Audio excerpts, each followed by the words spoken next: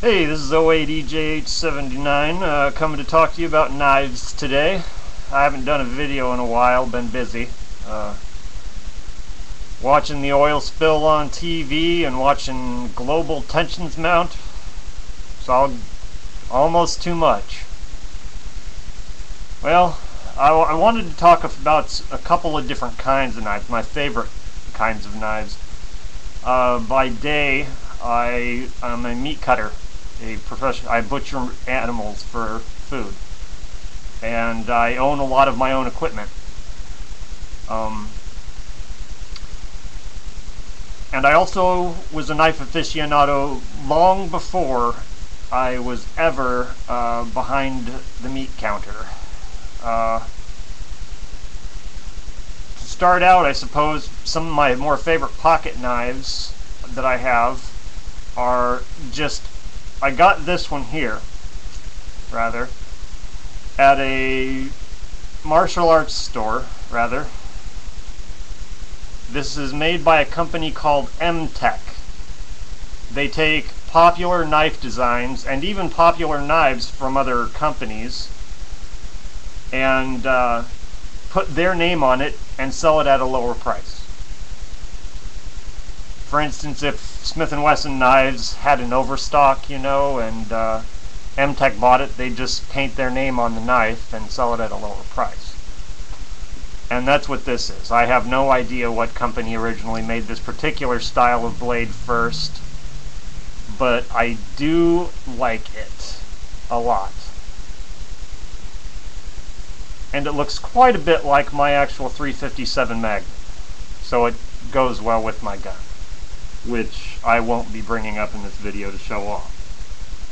A few other knives that I like to have around are, everybody should have a K-bar knife. This one came double-edged. It's got the topside false edge there, if you can see it in the light. It's got the little glimmer coming off the top side of the blade. Came double-edged, and that's the way it should be, is double-edged. Partially double-edged on the back side of the blade. On this side of the blade, just from here to here, should be sharpened.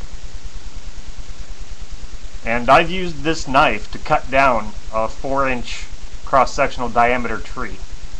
Took me about 5 minutes, but I did it.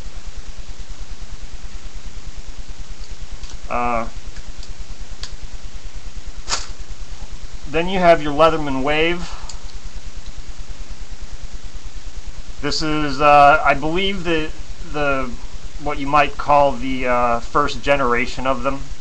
I've noticed that going into the local hunting stores that they've changed them a bit. They've made it easier to retrieve the screwdrivers and can openers from the inside of the tool. The first generation, you almost rip your fingernails off trying to get them out. But I don't mind. This thing was worth the 70 or 80 bucks I paid for it when it was new. Show off a few of my meat cutting knives. This is a boning knife, a very heavy gauge boning knife. This is actually a piece of shit, but it's razor sharp. It's made by Foster Brothers stainless steel. I like this knife because it's got a very Tonto feel to it, but I never actually use it at work. And I don't even have a sheath for it. I bought it off another meat cutter. Now we get to some of my finer blades. This is my Forstner Scimitar. It's got a 12-inch blade on this one here. They make them with an 18-inch blade, but that's dangerous when you're working around other guys. That's just too much sword. This is my largest knife. This is not hollow ground. This is a factory edge. Laser sharp still to this day, and I've sliced through calf femurs with this in a single slice.